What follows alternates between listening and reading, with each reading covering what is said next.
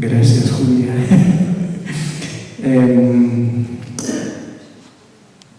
Yo, como ya soy viejo,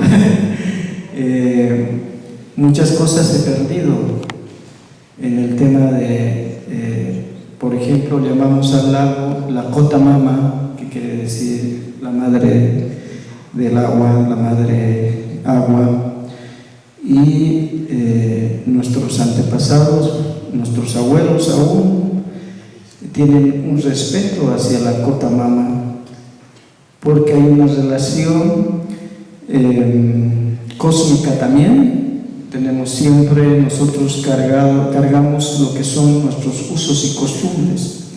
Y claro, hay muchas historias que vienen del lago.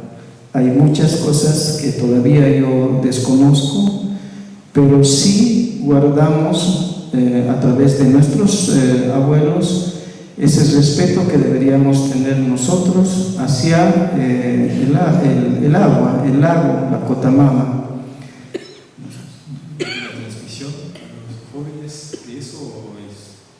No, lo que hemos hecho nosotros para recuperar estos mitos, leyendas, cuentos, hemos hecho una película que se llama Todos somos el lago, está en YouTube.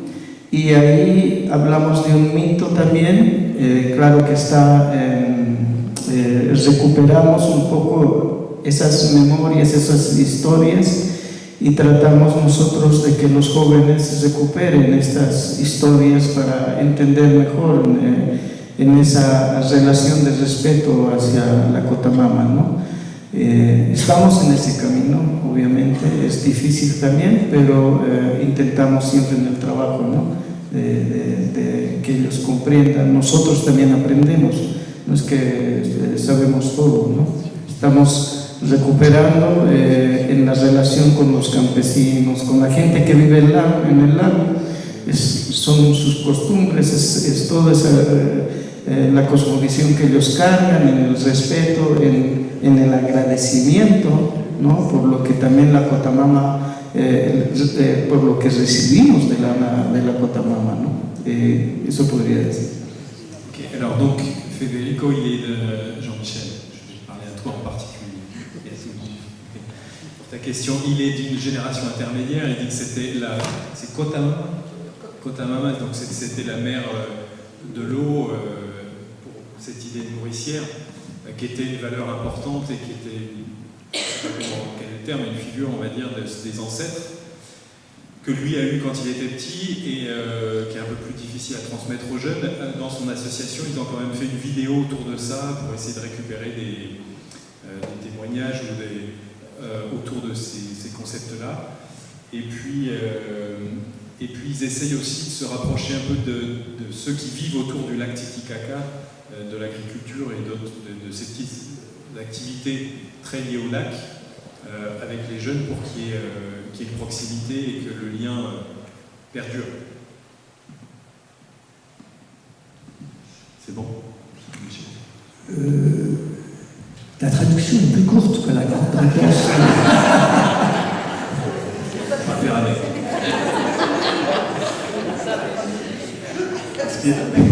Est-ce qu'il y a d'autres questions dans la salle? Non, pas pour l'instant. Vous ferez pareil pour moi tout à l'heure. Alors, ça me fait rebondir sur la question, parce qu'effectivement, ce qui m'a intéressé, ce qui m'a interloqué dans ce documentaire, c'est la notion de terre-mère.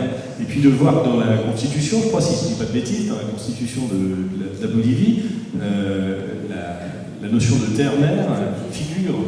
Et donc, il y a une protection très forte, symbolique. Non? Alors, voilà, justement, c'était la question. Pourquoi ce qui semble être une protection quand même très forte n'est pas mise en place, n'est pas effective? Il doit y avoir des lois, j'ai bien compris, il y a des règles environnementales. Qu'est-ce qui fait que ces règles ne sont pas respectées, ne sont pas appliquées? Vous savez, on a les droits de l'homme aussi. Voilà, est-ce qu'on les respecte, les droits de l'homme? Voilà. Alors, dans la Constitution, oui, dans la nouvelle Constitution politique de l'État, la CPE, oui, maintenant, les droits de la terre-mère sont inscrits dans la Constitution.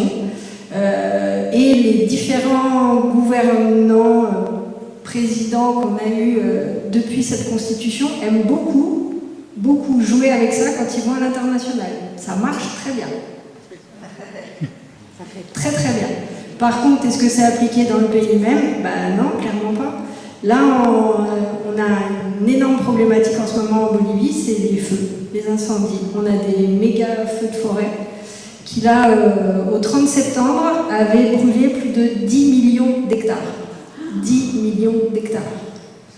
Le président donc, actuel, Louis Arce, j'ai rien contre lui personnellement, hein, il a attendu le 8 septembre pour déclarer, même pas l'état d'urgence, mais en fait pour faire comme une situation d'urgence qui permettait d'ouvrir des fonds d'urgence pour envoyer un peu plus d'argent aux gens qui sont sur place. C'est même pas des pompiers, mais c'est des gens qui sont sur place, et permettre de demander de l'aide internationale. Il a attendu 2 mois. Donc non. C'est pas respecté. Et on pourrait donner des dizaines d'exemples comme ça. Et en France, Pascal Boujard, les règles environnementales, elles sont évidemment, elles sont toujours annoncées comme étant les plus strictes d'Europe, voire du monde. Est-ce que, pour l'eau, hein, je parle toujours, est-ce que c'est vrai, est-ce que notre Seine est propre, est-ce que l'eau est propre? Puis, question subsidiaire, on en a parlé un petit peu avant de commencer, est-ce que les Jeux Olympiques nous ont permis d'avoir ont eu des conséquences sur l'eau de la Seine à 3? Il y a beaucoup de bêtises. Il y a plein de questions, alors je vais essayer de les prendre les unes après les autres. Déjà, dans le droit français, il y a la loi sur l'eau de 1992 qui précise que l'eau fait partie du patrimoine commun de la nation. Alors ça peut paraître comme ça anodin, mais juridiquement c'est quand même extrêmement fort. Et pourquoi le législateur en 1992 a voulu le préciser? Parce qu'il commençait effectivement à y avoir un rapprochement sur une question de privatisation, non pas du service de l'eau, qui ne pose pas de problème en soi, mais de la propriété de l'eau. Et donc, dès 1992, le législateur a dit voilà, on va tout de suite mettre les choses au clair, ça fait partie du patrimoine commun de la nation, et donc l'eau n'est pas une marchandise. Ça, c'est fait. Et donc, tout ce qui relève ensuite de la jurisprudence et du contentieux se base essentiellement sur cet article-là pour mettre de côté toutes les velléités de privatisation directe de la matière première. Donc, on a une vraie réglementation, une vraie législation qui, en France, est protectrice à ce niveau-là. Très protectrice, mais sur la matière, et non pas sur l'usage. Sur la propriété de la ressource. Sur la propriété de la ressource, il n'y a pas d'ambiguïté. Par contre, sur l'usage de la ressource, il y a du contentieux en continu, comme dans toute société, avec des intérêts qui sont des fois contradictoires. La qualité de l'eau. La qualité de l'eau, on se base bien évidemment sur un cadre européen transposé en droit français, sachant que le cadre européen s'est inspiré du cadre français, pour faire simple et très court.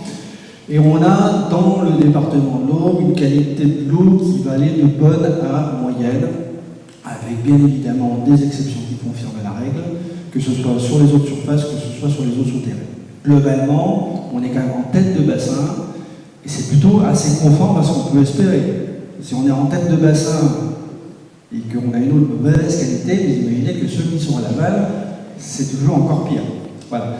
Donc le fait qu'on soit en eau de surface et en eau souterraine sur des qualités bonnes à moyenne, sont toutes c'est relativement conformes à ce qu'on peut espérer, et ça a quand même des enjeux économiques importants. Et encore, comme je dis, il y a toujours des exceptions qui confirment la règle, il y a toujours quelques captages avec un peu d'atrazine, un peu de nitrate, etc. Voilà. Et votre dernière question, c'est les Jeux Olympiques. Les Jeux Olympiques. Alors les Jeux Olympiques, alors sur le plan hydraulique, sur le plan purement hydraulique pour le département de l'Aude, comment vous dire, rien de spécial, si ce n'est qu'on a dû avoir une gestion des lacs réservoirs un peu particulière sur l'injonction des préfets. Alors, ce qu'il faut savoir, je vais faire très très court aussi, c'est que moi, le préfet il est à Paris, enfin, le préfet de bassin il est à Paris. Et ils ont des fois un peu de mal à penser que les lacs sont à 250 km à l'amont. Et ils pensent que nous, on appuie sur un bouton, on ouvre un robinet et ça coule ou ça s'arrête. C'est ce que j'appelle l'horloge des crues. Il faut savoir que la goutte d'eau qui traverse Troyes, elle met 7 à 8 jours pour arriver à Paris. Donc quand vous donnez un ordre de fermer le robinet ou d'ouvrir le robinet, c'est 8 jours. Voilà. Et donc pour les Jeux Olympiques, le seul souci qu'on a eu, c'est qu'effectivement, alors qu'on pensait qu'on n'aurait pas assez d'eau, on a eu trop d'eau. Et donc il a fallu qu'on remette un petit peu d'eau pour laisser passer les bateaux le jour de la cérémonie d'ouverture, parce que sinon ils touchaient le... Pardon. Sinon les bateaux passaient pas sous les ponts. Voilà. Il a fallu garder un petit peu d'eau pour que les bateaux passent sous les ponts et que voilà, qu'ils s'en se perdent pas. Voilà. Je vous dis ça de manière un peu amusée, parce que c'est mes collègues qui étaient à la manœuvre, eux, ça avait fait pas rire. Hormis cette question quantitative, sur l'aspect qualitatif, rien. La seule chose qui est intéressante de retenir, c'est que les pouvoirs publics, dans le cadre des Jeux Olympiques, a permis quand même de régler le problème majeur à Paris des péniches. Il faut savoir qu'il y a à peu près entre 150 et 200 péniches dans Paris. Dans les environs de Paris, on dépasse le millier, et ce sont des péniches qui rejetaient les eaux usées dans la Seine, directement sans traitement. Donc le préfet a dit qu'il a sifflé la fin de la partie, et au moins ça, c'est réglé. Deuxième problème, qui malgré les polémiques, est quand même une forte avancée, même si ça coûtait quand même 1,4 milliard d'euros, c'est que maintenant il y a des bassins de traitement de l'eau de pluie quand il y a des orages. C'est-à-dire qu'on n'a plus de rejet direct des eaux pluviales dans la Seine. On peut espérer que maintenant la qualité de l'eau va s'améliorer. Donc ça fait partie du patrimoine des Jeux Olympiques, qu'en réalité la qualité de l'eau de la Seine va en s'améliorant et on retrouve des poissons, ça fait bien longtemps qu'on ne les a pas vus dans Paris. Voilà. Même si on remonte, là, globalement, on a un peuplement piscicole qui s'améliore d'année en année. Et c'est plutôt des bonnes nouvelles, même s'il y a encore beaucoup